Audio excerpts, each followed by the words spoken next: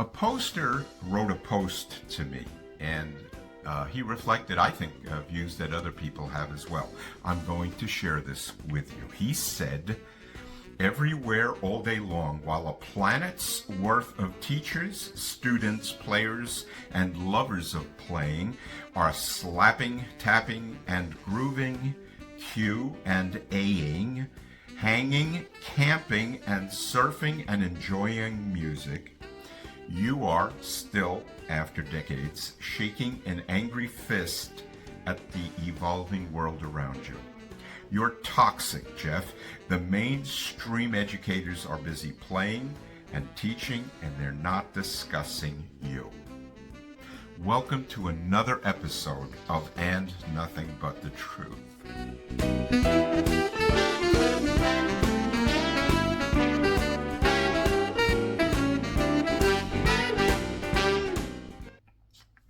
This is a very revealing post because I agree. Everywhere, all day long, I agree with this. There's a planet's worth of teachers who are teaching students and lovers of playing how to slap, tap, groove, holding Q&As, hanging out, going to camps, surfing, I'm not sure what that means, and enjoying music. The educational aspect of this is precisely where I feel people have gotten things wrong.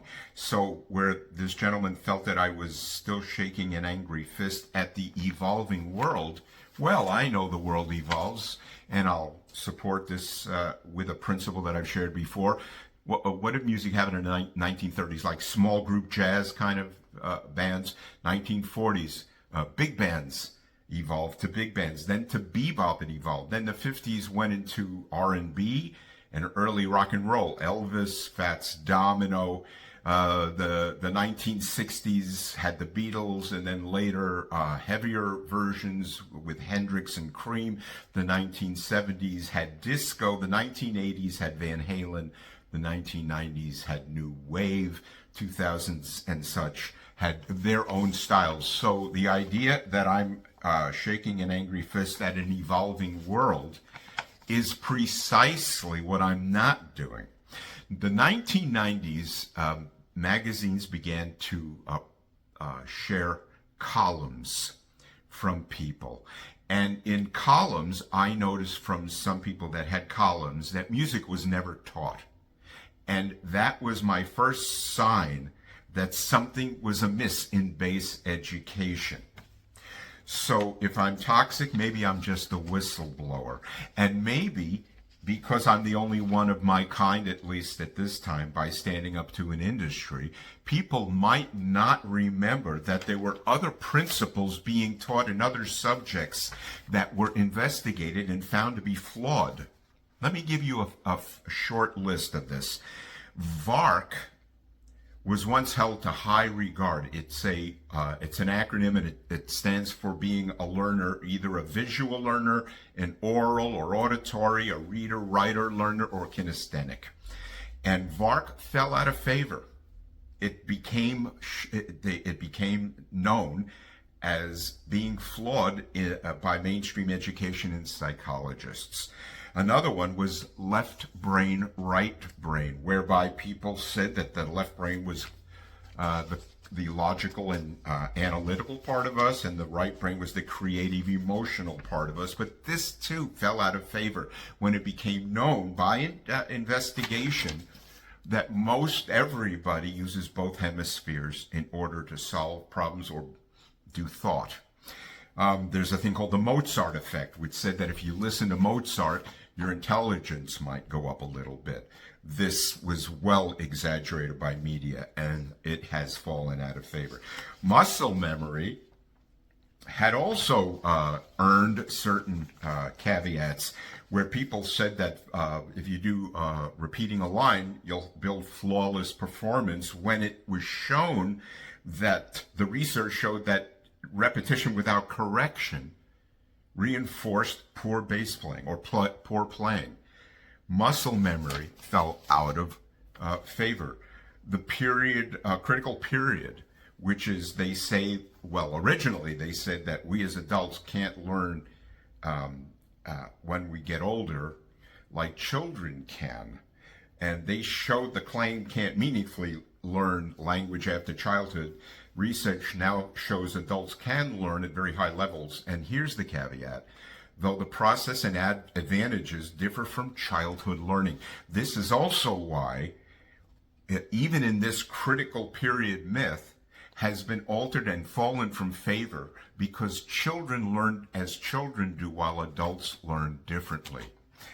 Ebonics, this is the last one. This was the introduction of, I guess it might be the jargon and slang that exists in part of the African American community that had been decided upon to teach as a part of the English training. And this fell out of favor. Now, why did these fall out of favor? They fell out of favor because they're flawed.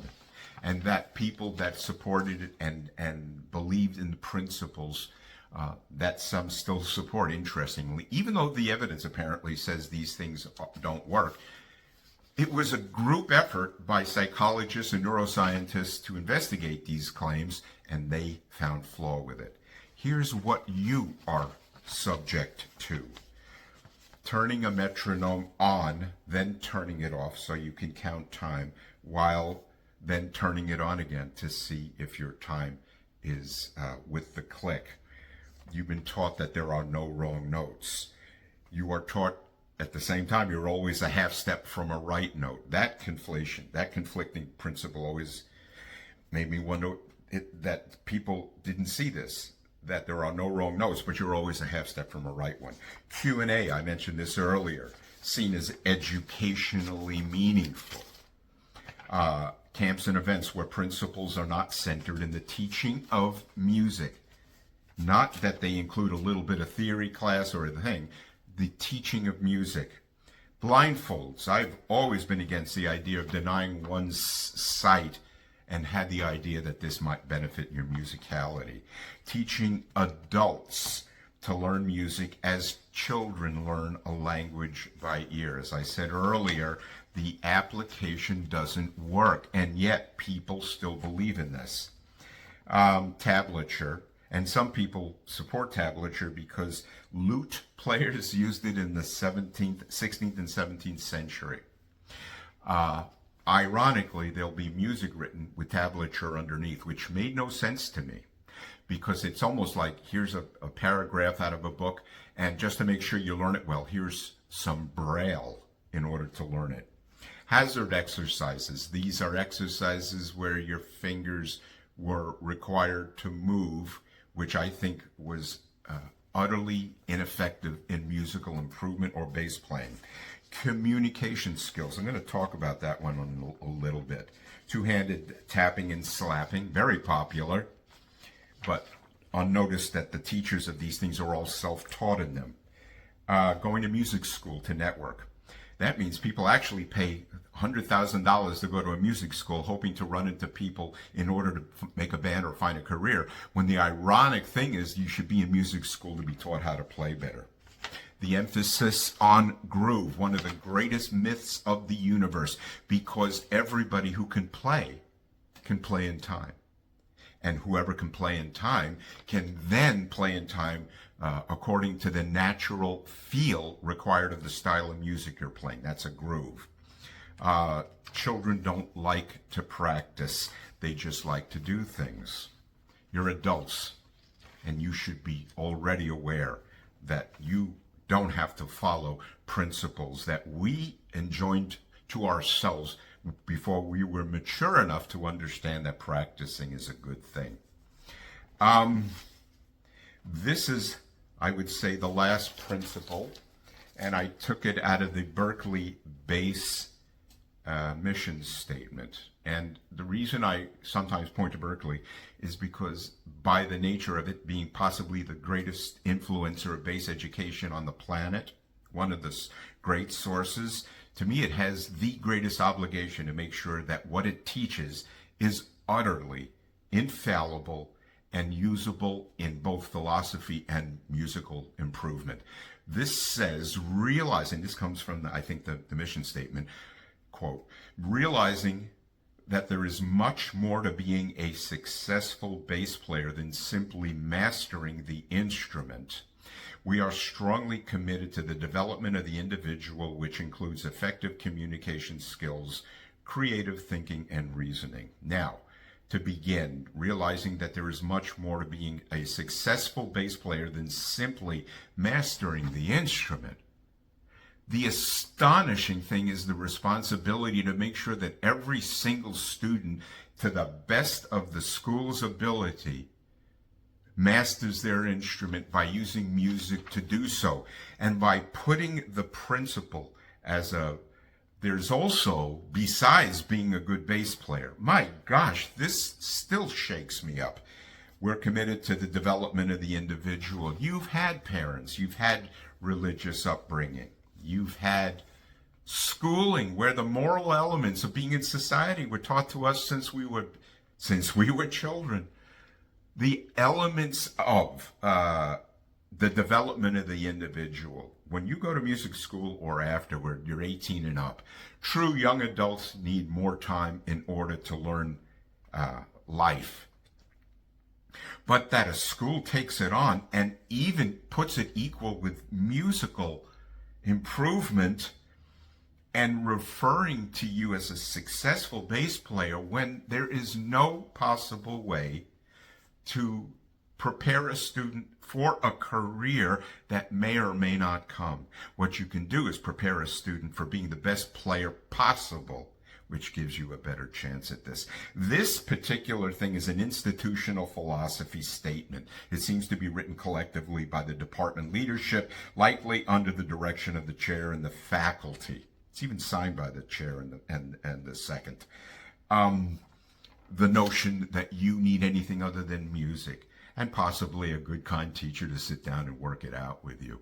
Friends, it has always been this way. When bass education decided to increase the lessons that were going to be taught to you, eventually education in bass became a compromised thing, possibly not going to ever return until somebody comes forward and declares that music is the way to be taught. Are you willing to do it? And are there teachers that are willing to teach it to you?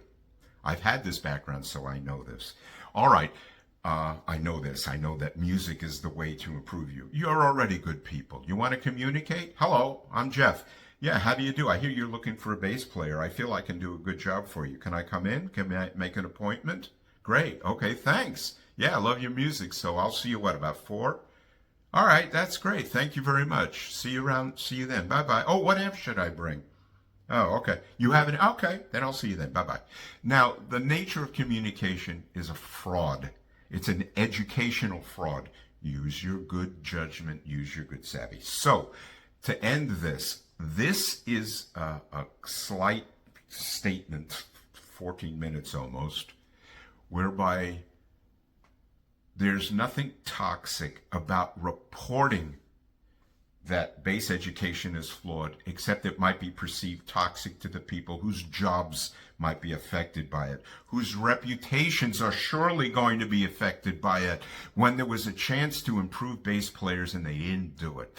And I'm really, really regretting this. So, one last thing and then I'll end. Years ago, a top teacher invited me. He said, why don't you come and just join us? You do your thing and we'll do our thing.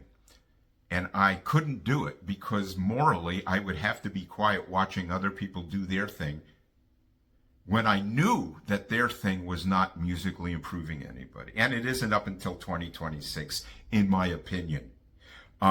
So if I would sit there and listen to people talk about using a metronome on 2 and 4 and the varieties, the thing in groove is important, and be a good person, and then go up and say, by the way, do you know how A flat minor major 7 works? And it just wasn't going to work out. I would be in very great difficulty to sit quietly while I made my money and put a smile and tried to join with people who I was convinced are not doing a good job. And I'm sorry for this hard view, but if Vark disappeared, and if the Mozart thing disappeared, and if left brain, right brain, and all other principles of teaching were investigated, that they finally went away, music in the bass community hasn't gotten that yet. Give this thought. Please hit the like button, please hit the subscribe button, and please hit the alert button. Your thoughts are welcome.